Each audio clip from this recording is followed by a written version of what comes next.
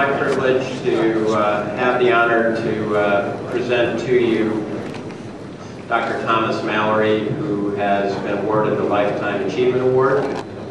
Having trained under Tom, this is a great honor.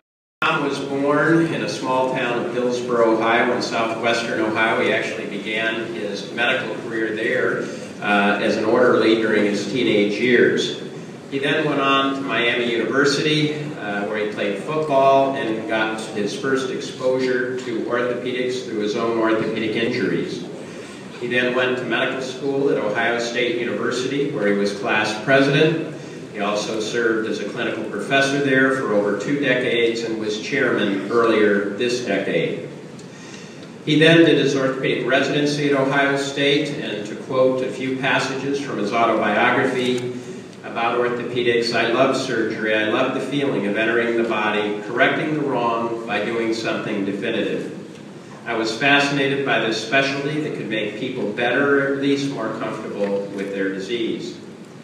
He then progressed onward as an auto off-rank fellow and has had numerous mentors that have led to his training, including Robert Zollinger, John Charley, and Bill Harris.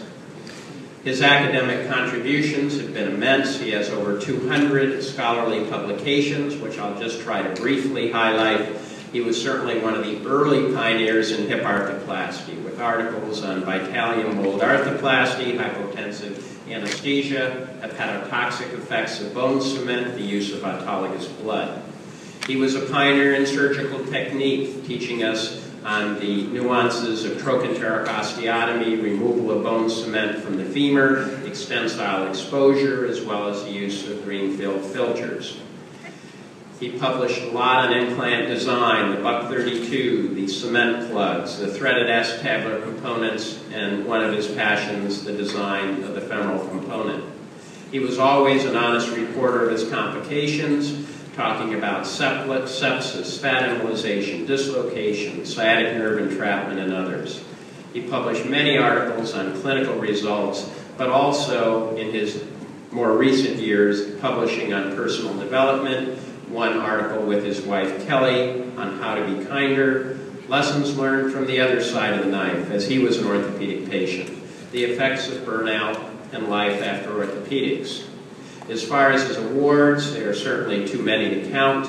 He was awarded the Outstanding Alumni of the Ohio State Medical School.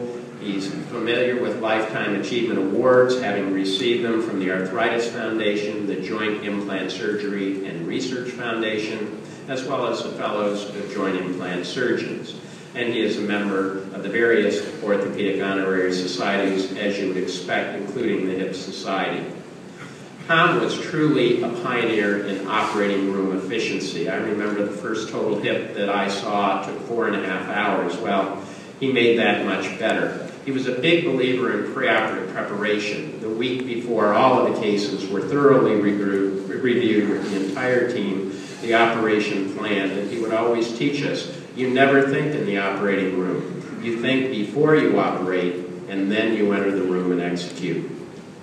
He was one of the early people to recognize the necessity of dedicated team members, not just in the operating room, but on the nursing unit as well as physical therapists, as he truly believed that repetition breeded excellence. He was one of the early pioneers of dual operating room suites, which allowed him to do large volumes of orthopedic surgery. He was extremely organized and regimented, and every day went on this schedule. Rounds started at 5 in the morning, and if you weren't there by 4:45, you missed them. By 6 o'clock, the rounds were completed, journal article review each day with the residents and fellows, breakfast at 6:30, the knife dropped at 7, and 6 to 8 joint replacements completed by lunchtime. You would then go to the office, and he was a big believer in his own personal health, and office hours done by 4, and then the afternoon run. On your left is a picture of my 29-year-old orthopedic manual that he provided me with, a 6-inch document, and everything you can imagine. If you had a complication of a dislocation, you went to page 17 of this book, and it was 1, 2, 3, 4, 5, and everything was on regimented protocols. He was a great educator of both residents, fellows, and visiting surgeons who came to Columbus from all over the world. As many of you know, he was a creator and inventor. Most well-known, the Mallory Head hip system, designed with his friend Bill Head, but also a pioneer in the development of physician-owned orthopedic specialty hospitals. Probably what I will remember most on Tom Mallory is that he was a master motivator.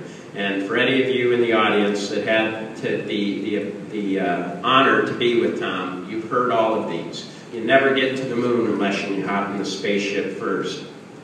Adolph, Orthopedics 2012, you're part of it. Proceed with vigor and enthusiasm and a sense of optimism. The patient always comes first. Seth, if you're standing still, you're wrong. I mean, how we heard that. Don't be a problem maker, be a problem solver. He was certainly more than just an orthopedic surgeon. He was a dedicated father and husband to his lovely wife, Kelly, but also an equestrian as well as artist. And when severe Parkinson's took his ability to operate away, interestingly, he took up painting. And to quote from his autobiography, "My discovery of painting has given me a true release from the role of surgeon in which I have been so utterly absorbed for many years." So, Tom, or as we would call him, the Chief, I, as well as some of the friends that I always heard you talk about, Bill, Larry, Seth, Adolph, and many of you in the Hip Society, we all congratulate you for a lifetime of great orthopedic achievement. Thank you.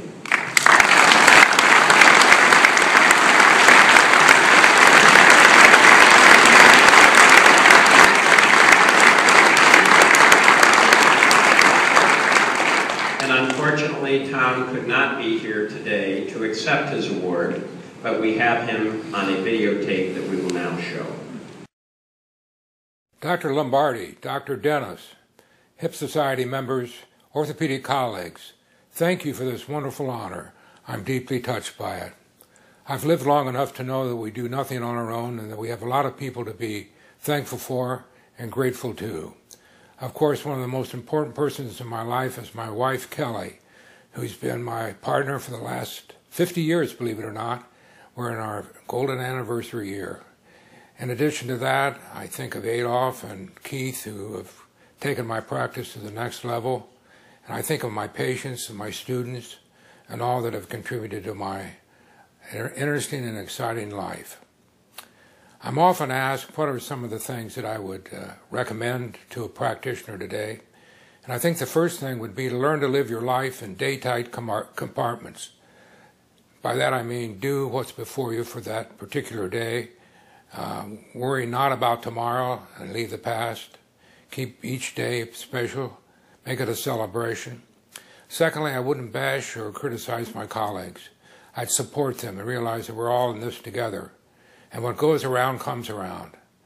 And finally, I learned more and more to enjoy my patients, even in this age of high tech, which separates us from our patients. I would learn to enjoy them, their stories, their histories, and all the wonderful things they bring to your life in terms of enrichment.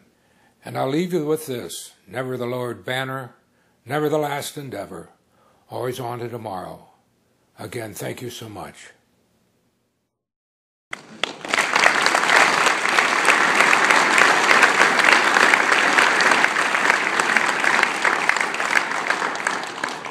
With that, we'll recess until our next session. Thank you.